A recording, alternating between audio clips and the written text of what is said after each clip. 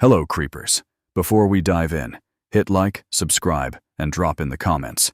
Where in history should the zombie outbreak hit next? Now let's get to it.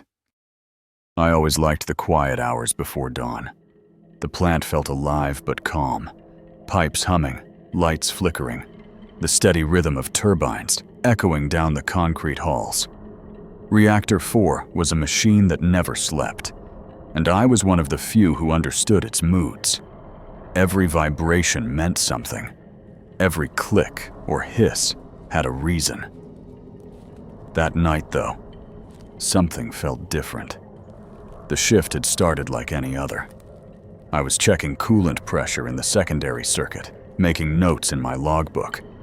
The room smelled of metal and oil. The others joked by the control panel, passing a cigarette around, even though smoking near the core was forbidden. Typical Soviet discipline, I thought. Then the radio crackled. A voice, breathing hard, came through. "Control, we have an incident in Turbine Hall 2. A worker collapsed." The laughter stopped.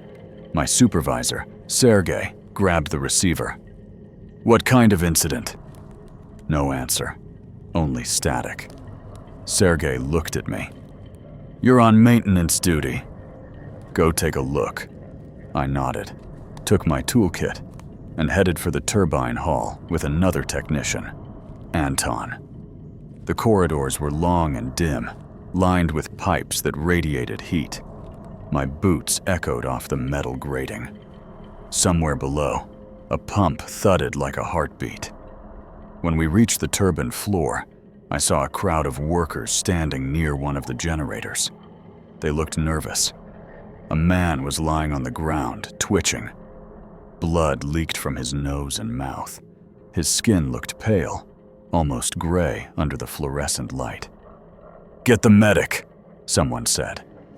Anton crouched beside the man. "He's still breathing." The man's eyes snapped open.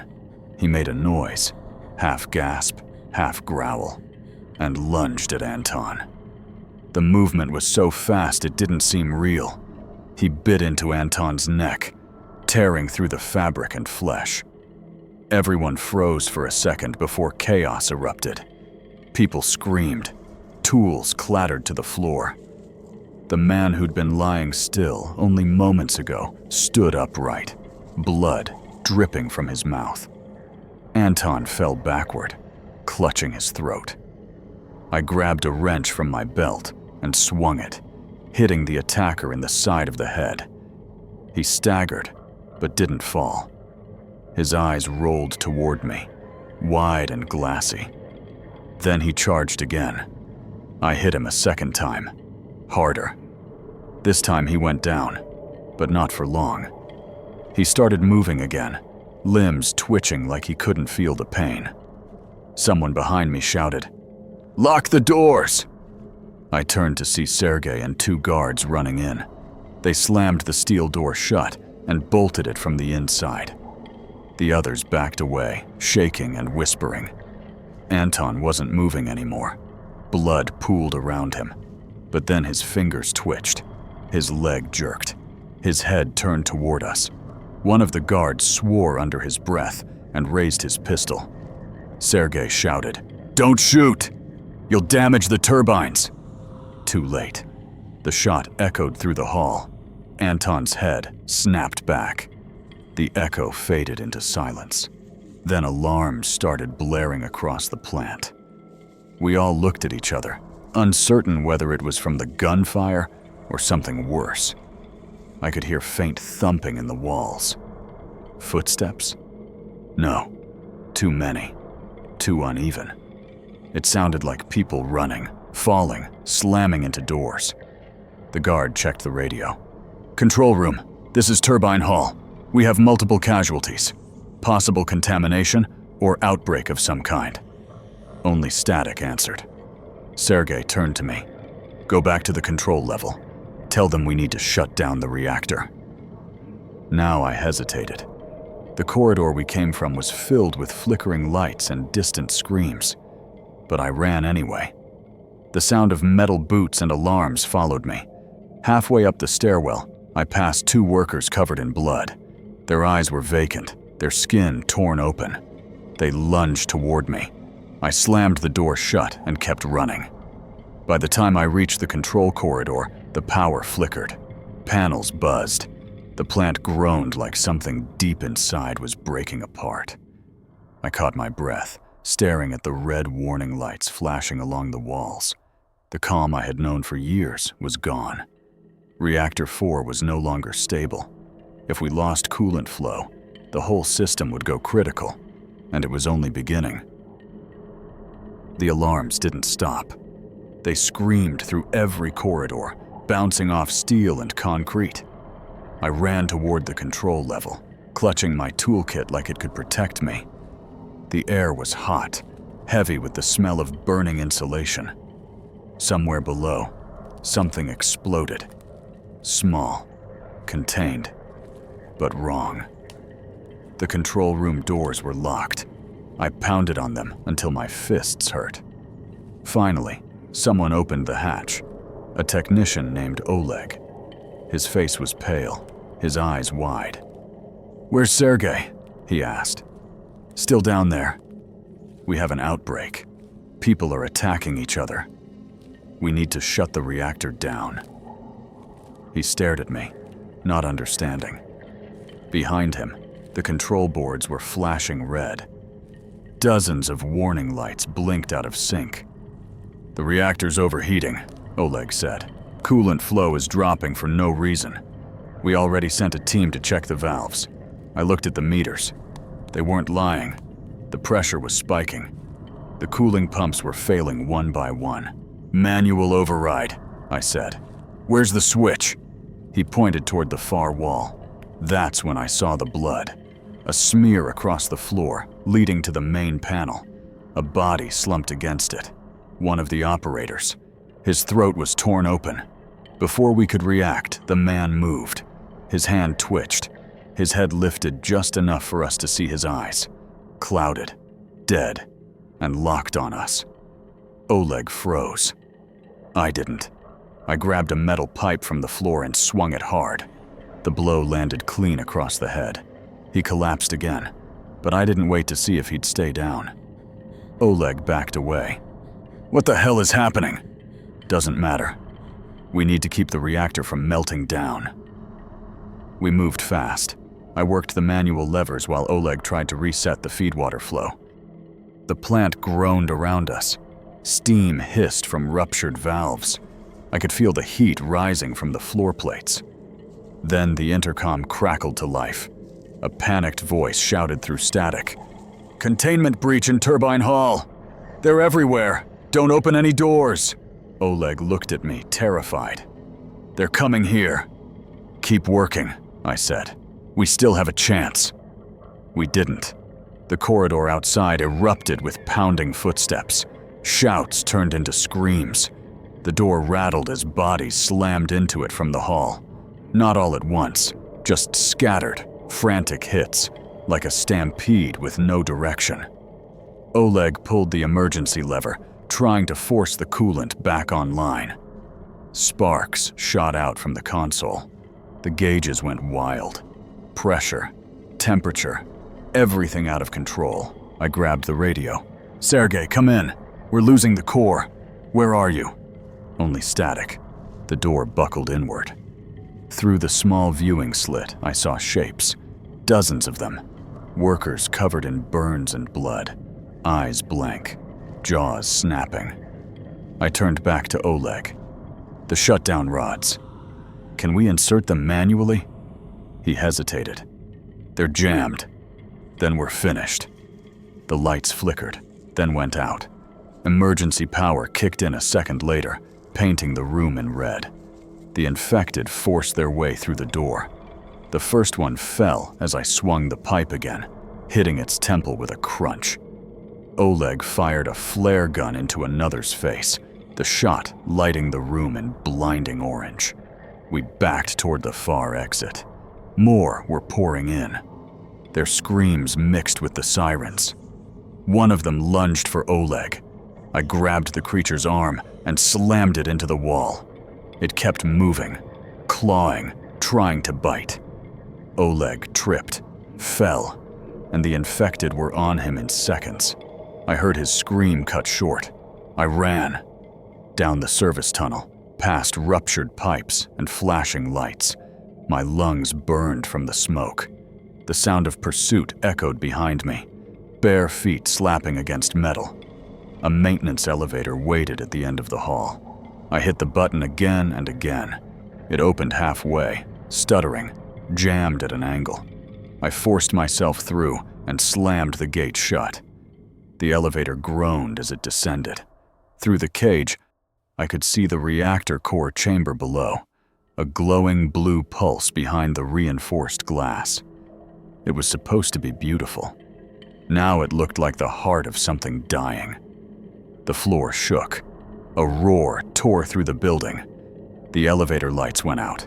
I hit the ground hard, rolling into darkness. Heat rolled over me. My ears rang. The blast had ruptured something. Steam, maybe fuel lines. I crawled toward the maintenance hatch, coughing. Behind me, the hum of the reactor deepened into a rumble. Then I heard it. A low, tearing sound, like the air itself was being ripped apart.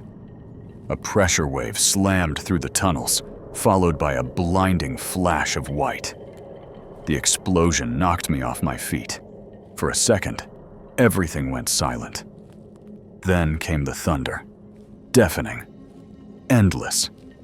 A section of the maintenance level must have taken the blast first. The steel walls folded around me like armor, trapping me in darkness, but sparing me from the worst of it. I opened my eyes to find myself lying in debris, my vision blurred, ears ringing. The world outside glowed orange and red. Reactor 4 had exploded. The plant, the pride of the city, was gone. And so was everyone I knew. I lay there for a moment, staring at the rising fire, realizing the truth that hit harder than the blast itself. I didn't understand what was happening anymore. I just knew I had to move. The fire rose higher than the towers ever did. Flames twisted in the wind like torn fabric, painting the ruins of Reactor 4 in flickering orange. I pushed myself up, coughing through dust that stung my throat. My ears still rang from the blast, the world muffled and distant, as if underwater. The air shimmered with heat. Every breath felt thick and wrong, like inhaling metal. My hands were burned, my sleeve half melted to my arm. The radiation alarms nearby sputtered and died, their faint beeping swallowed by the roar of the inferno. I staggered toward what had once been the main corridor. It was gone. Just broken slabs, pipes jutting out like ribs. I climbed over a section of twisted railing and found part of the turbine hall collapsed into a crater. Steam hissed from ruptured lines. Beneath the haze, I saw movement. A man, or what used to be one, crawled from the wreckage, face blackened, eyes pale. His jaw hung loose, skin burned away in places. He should have been dead. He wasn't. He let out a shriek and scrambled toward me on blistered hands. I grabbed a bent steel rod from the ground and swung. The impact cracked through the quiet. He fell, convulsing. His skull caved halfway, but his body still twitched until I struck again. Only then did he stop. I stood there shaking, panting inside the silence that followed. The heat pressed down from all sides. My vision swam. A sharp taste filled my mouth. Iron and electricity. Radiation sickness. Early. I could feel it already. I needed distance from the core. The access tunnel to the outer gate was half intact. I found a guard slumped against the wall there, his rifle broken, his gas mask hanging from his neck. I took it, wiped the visor with my sleeve, and strapped it on. The world dimmed behind cracked glass. Every few meters, I passed more bodies, some still, some twitching. The infected hadn't all been killed by the explosion. A few still roamed the wreckage, their movements jerky but fast. I stayed low, creeping between shadows and smoke until I reached the far stairwell. Outside, dawn was breaking, weak and gray, filtering through clouds of ash. From this height, I could see the city beyond the cooling towers. Fires burned across entire districts. Distant gunfire echoed. Whatever had started here was everywhere now. No, this didn't start here. We were just one of 100 places caught in the same nightmare. The outbreak had already reached the city before the blast. The meltdown only made it worse. The ground trembled again, a smaller detonation somewhere inside the plant. I ducked behind a truck as debris rained down, metal clanging against the asphalt. When it settled, I noticed my shadow faintly glowing in the dust. That meant the fallout had reached the surface. I moved faster. My skin felt like it was crawling. My head pounded. I wanted to vomit, but couldn't afford to take off the mask. Near the fence line, I saw a convoy of emergency vehicles. Fire trucks, ambulances, half overturned. The responders must have arrived before the explosion. Their bodies were everywhere, torn apart. Some of them had turned too. I grabbed a half-intact Geiger counter from one of the med kits. It clicked rapidly. Too close. I shut it off before the sound drove me mad. The gate ahead was twisted open by the blast. Beyond it, a long stretch of road led toward the city, lined with broken streetlights and drifting ash. Somewhere far off, I thought I heard sirens, or maybe screams. My hands trembled as I tightened my grip on the steel rod. The nausea came back stronger, but I forced myself to move. If I stayed here, the radiation would finish what the explosion couldn't. I stopped at the ridge outside the plant and looked back one last time. Reactor 4 burned like a dying sun, a column of smoke rising into the pale sky. The plant that powered the city was now poisoning it. I turned toward the horizon, toward the chaos waiting there. The city was already lost, but maybe, somewhere beyond it, there was still a chance. And for that chance, I kept walking. The highway stretched out before me, cracked, empty, and gray beneath the drifting ash. The plant's glow still burned behind me, a bleeding wound on the horizon. Every step away from it made the Geiger counter click a little slower. The radiation was fading, but not gone. I walked with the steel rod in hand, gas mask fogging with each breath. My head throbbed in rhythm with my heartbeat. The nausea came in waves. I'd stopped counting how many times I'd nearly fallen. A kilometer ahead, the first signs of civilization appeared. Burned-out cars, a toppled bus, the remnants of a military checkpoint. Concrete barriers lined the road, riddled with bullet holes. The smell hit me before I reached it. Burnt rubber, gunpowder, and rot. Soldiers had tried to hold the line here. They failed. Shell casings littered the ground, glinting faintly under the gray light. A barricade had been torn apart. Blood smeared across the metal. I found a rifle jammed between two sandbags. The stock was broken, the chamber empty. Whoever used it probably didn't get the chance to reload. Inside the bus, I saw movement. My body tensed. A soldier sat slumped against the window, helmet gone, face blackened with soot. His chest rose once, twice, then stopped, until it didn't. The head turned, slow and twitching, eyes milky white.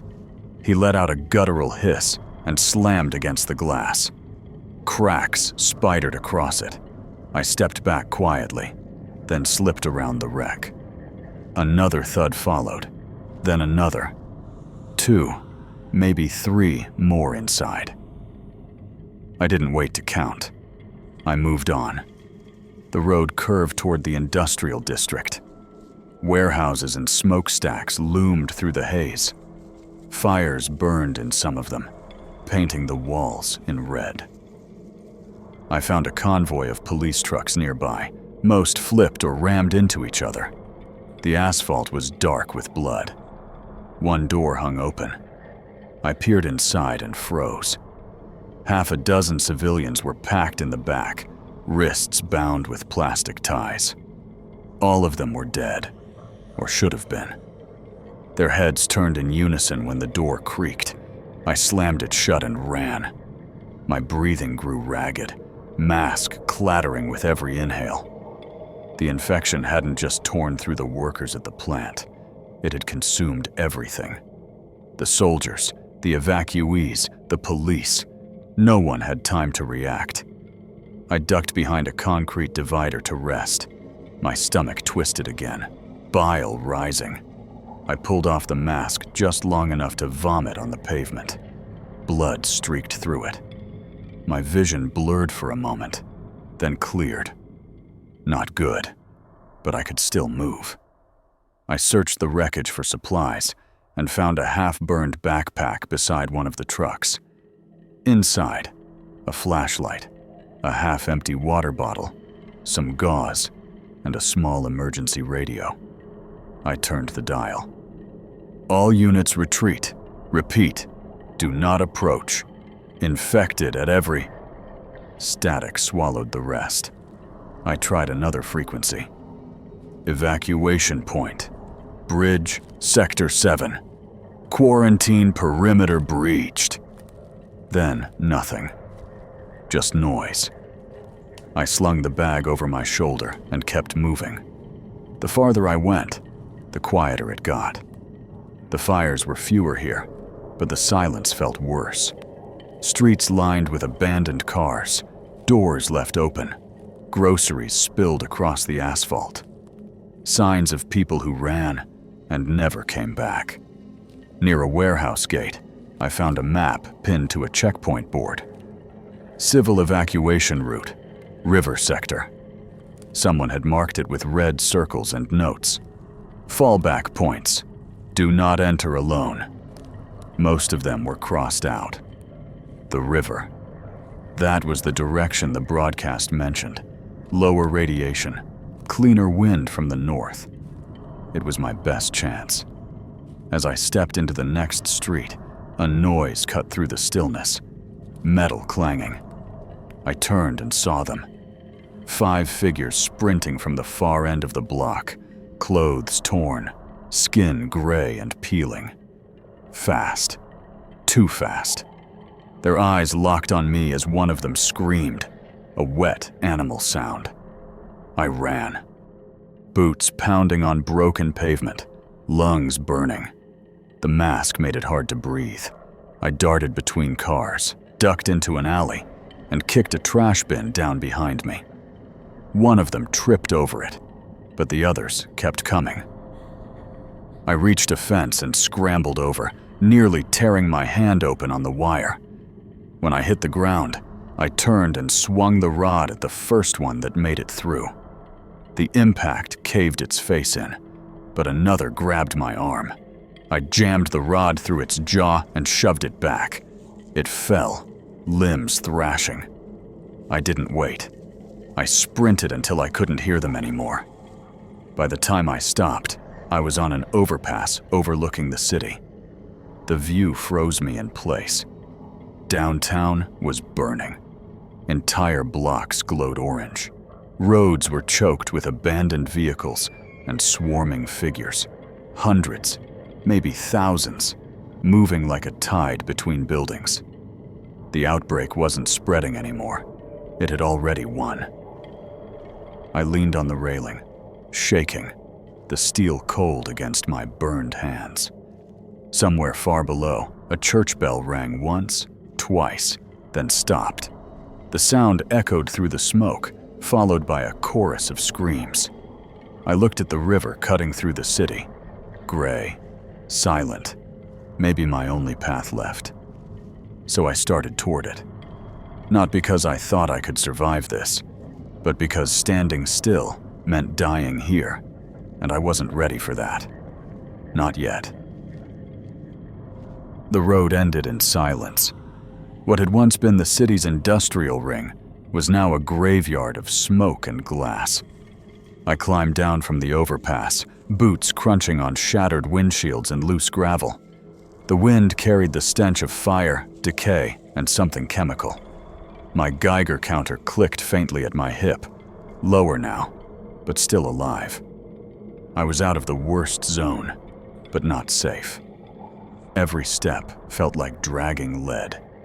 My muscles refused to listen, but survival was running on something deeper than strength now, just stubborn instinct. Ahead, the river glimmered faintly through the haze. Its surface was slick with ash and oil, rippling with the current. The closer I got, the more I could taste it in the air, burnt metal and wet smoke. The banks were lined with tents, hundreds of them, shredded by wind and fire. The evacuation camp, what was left of it. Canvas sheets flapped weakly, still marked with red crosses and Cyrillic lettering. Vehicles lay overturned, their tires melted into the mud. Bullet casings carpeted the ground. The smell of rot was heavy enough to sting my eyes even through the mask. I stepped into the first tent and found rows of empty cots, streaked with blood. In the corner, a radio transmitter sat on a folding table, its cables torn out. The sandbags around the entrance were clawed apart. Something had come through here, and fast. A sound broke the stillness. Splashing. I froze, crouched low. Through the haze, I saw movement in the water. Shapes. People. No, not people anymore. Dozens of them, drifting in the current. Some half floating, others walking slowly through the shallows. Their skin was pale and peeling, eyes empty. The camp hadn't been abandoned. It had been consumed. I backed away quietly, stepping over a body half buried in mud. Its hand shot out, gripping my ankle. I swung the steel rod down hard. Bone cracked. The hand went limp. I tore free and stumbled backward, breathing fast inside the mask. My pulse wouldn't slow. Every instinct screamed to keep moving. I skirted the camp perimeter and found a small command post. Sandbags, a field radio, and a few scattered documents. One lay open on the table, edges singed. A soldier's handwriting filled the pages, jagged and desperate. 12:43. Civilian crowd approaching checkpoint. Panic spreading after reports of riots. 1:05. First casualties. Bitten victims showing violent behavior. Containment orders received. 1:12. Infected breaching perimeter. Multiple soldiers down. Quarantine ineffective. 1:25. Reactor explosion confirmed. Shockwave hit bridge sector.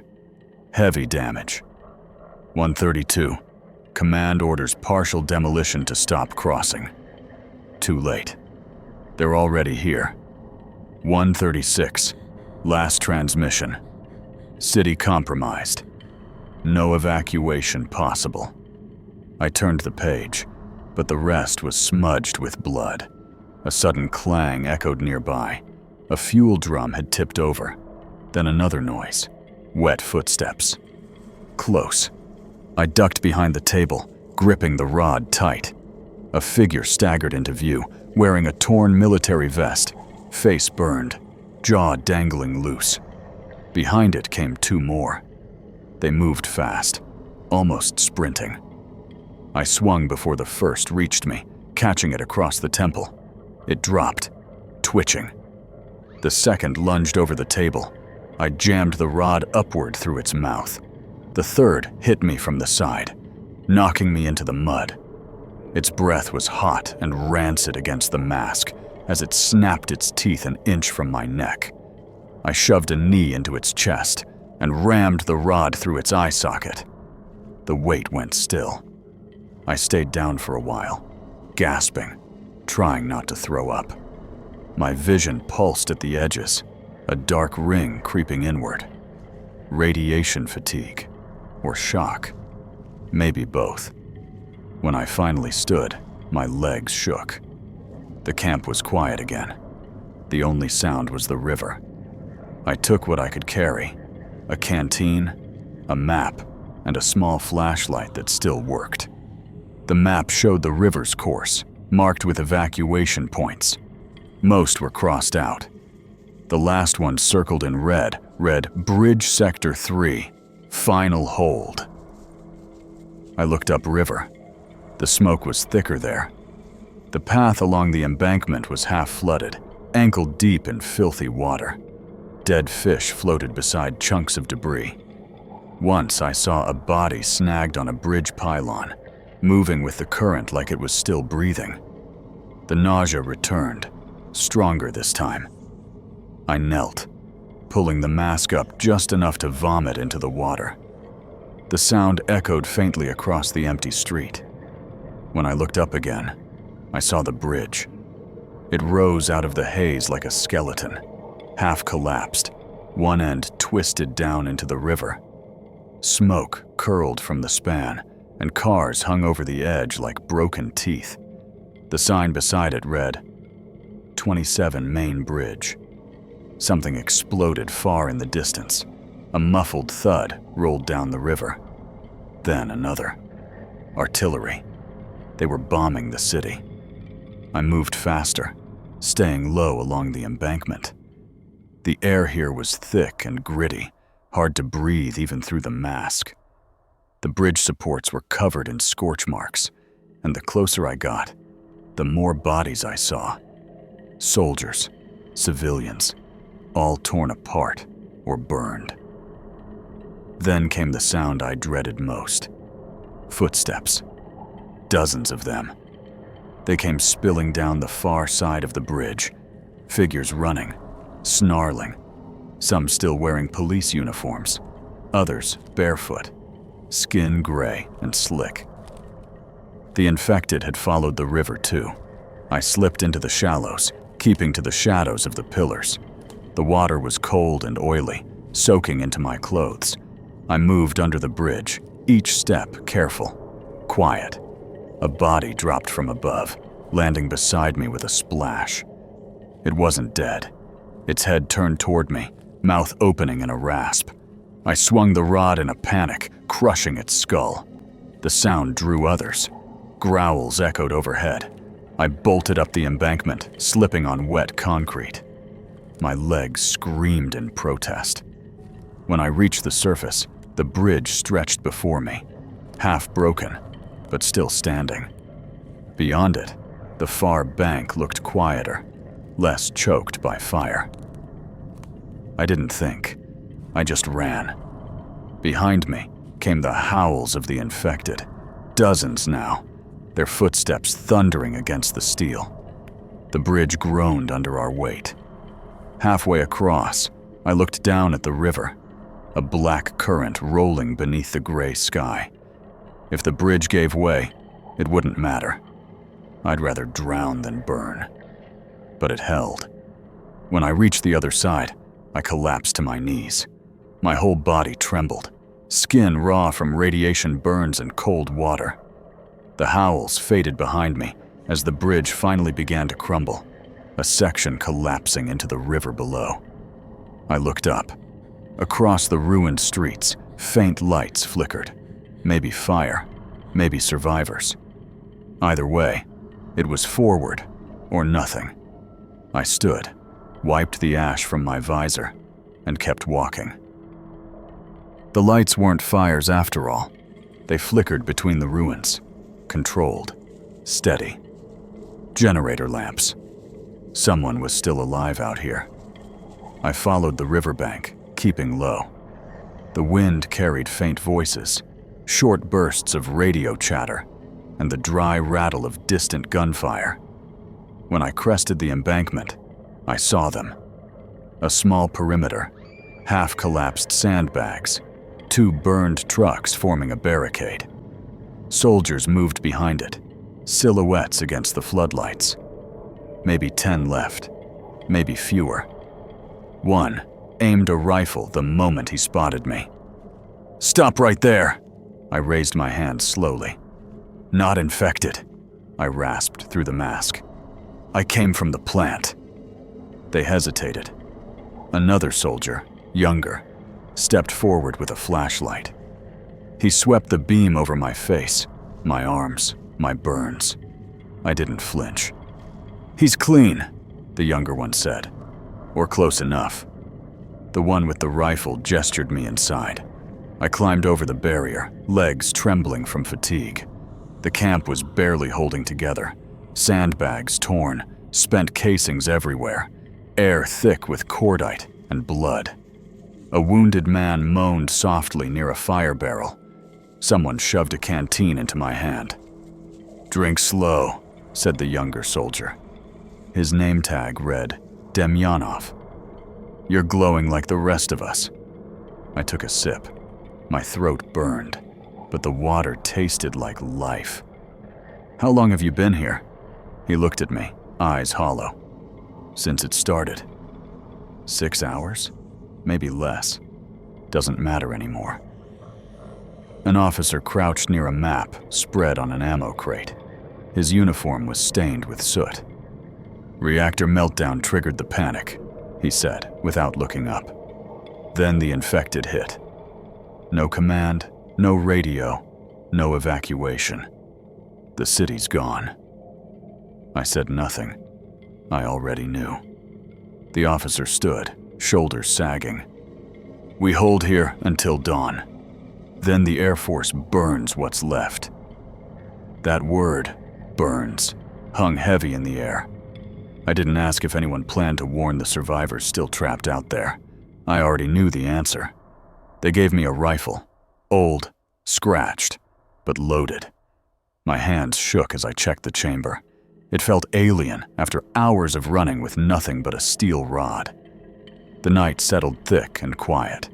Smoke drifted across the water, glowing faintly from the city fires. I sat near the barricade beside Demyanov, the two of us staring into the dark. "Where were you when it started?" he asked. "The plant," I said. "Reactor 4. He gave a low whistle. "Then you're already dead, my friend." I didn't argue. The first attack came just after midnight. A scream tore through the silence, followed by the crack of automatic fire. Figures rushed the floodlight perimeter, dozens of them, maybe hundreds, charging from the dark. Their eyes reflected the light, bright and white like animals. "Positions!" the officer shouted. I raised the rifle and fired. The recoil slammed into my shoulder. One of them dropped, then another. But more came, sprinting, climbing over their own dead. Muzzle flashes lit the night. The air filled with smoke and the stench of blood. The wounded man by the fire barrel was dragged down before anyone could reach him. Demyanov shouted something, then disappeared behind the barricade as the infected flooded in. I fired until the rifle clicked empty. My ears rang again, that same high-pitched tone from the explosion. I swung the rifle like a club, smashing one in the jaw, then another in the temple. They didn't stop. None of them ever did. The barricade gave way. The officer yelled for retreat, but half the men were already gone, torn apart or turned. I ran, snagging a magazine. Through the mud, past the broken trucks and the dying lights. The floodlights flickered once more and went dark. Behind me, gunfire turned into screams. Then silence. The only light left came from the fires across the river. I stumbled into the nearest building, an old subway entrance half buried in rubble. The air inside was damp and cold. I collapsed against the wall, gasping. The rifle was empty, the barrel hot to the touch. Through the cracked ceiling, I saw flashes in the distance. Artillery, bombing runs, the city being erased. The ground trembled with each distant blast. I thought of Demyanov, of the officer, of every voice that had faded behind me. None of it mattered now. Survival was all that was left. I switched on the flashlight, the beam cutting through the dust and darkness. Stairs descended into the tunnels below. Somewhere down there, maybe there was still a way out. I took one last breath of the cold air, tightened my grip on the rifle, and started down. The air grew thicker the deeper I went. Each step down the tunnel echoed off the walls, bouncing back like whispers. My flashlight flickered, its beam cutting through dust that hung in the air like smoke. Pipes groaned somewhere overhead, and water dripped steadily from cracked ceilings.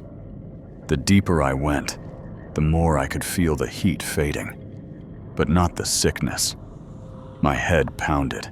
Every heartbeat felt like a hammer against bone. My hands shook so badly that the rifle barrel trembled in the light. I'd found one extra magazine from a dead soldier back at the barricade. 20 rounds, maybe less. It felt like enough at the time. Now, I wasn't sure anything was. The tunnels reeked of mold and oil. The scent layered over something fouler, rot, old and wet. I passed a derailed train car lying on its side, windows smashed, seats torn apart. Blood trailed along the floor and vanished into the darkness. My breathing rasped through the mask. Every inhale felt like sandpaper. I stopped to rest near an emergency exit sign half burned out. My legs wouldn't stop trembling. The Geiger counter clicked faintly at my hip. Low radiation, survivable, but my body was failing anyway. Vomit burned at the back of my throat. I leaned against the wall, clutching my stomach until it passed. Then I heard it. A sound from far back in the tunnel. Metal scraping against concrete. I froze, straining to listen. It came again. Slow, uneven footsteps echoing through the dark. "No," I whispered. I picked up the rifle and aimed down the tunnel. The beam caught nothing but dust and shadow. Maybe it was a loose pipe. Maybe I was hallucinating. Then came another sound, closer this time. A low, wet growl.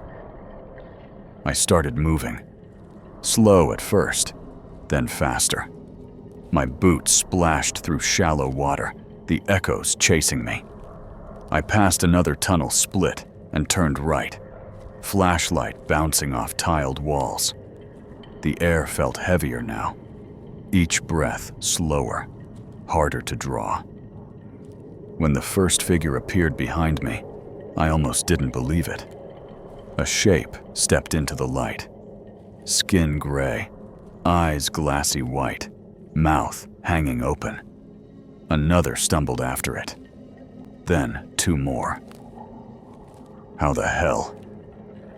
They screamed, high, broken sounds that bounced through the tunnels until it felt like they came from everywhere. I ran. My breath turned ragged. My body protested with every movement. I turned another corner, tripped over a rail, caught myself against a pillar. The sound of pursuit filled the tunnel, bare feet slapping water, claws scraping metal. When the first one came into view again, I aimed and fired.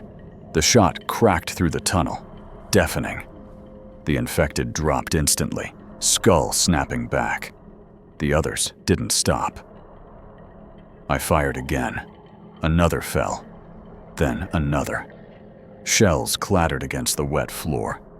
My ears rang, vision blurring from recoil and exhaustion. I emptied half the magazine before I realized how close they'd gotten. They hit like a wave. I fell backward, firing wildly. The muzzle flash painted the tunnel in bursts of orange. Each flash showed more faces, snarling, burned, open-mouthed. Click. Empty. I slammed the magazine release, jammed the spare in with shaking hands, and racked the bolt. Fired point blank into a face that wasn't even human anymore. blood sprayed across my visor. I shoved the body off and backed away, slipping on wet tile. The tunnel walls blurred. My vision narrowed to the flashlight beam and the figures charging through it. I fired until the second magazine was gone, each pull slower than the last, my arms heavy as lead.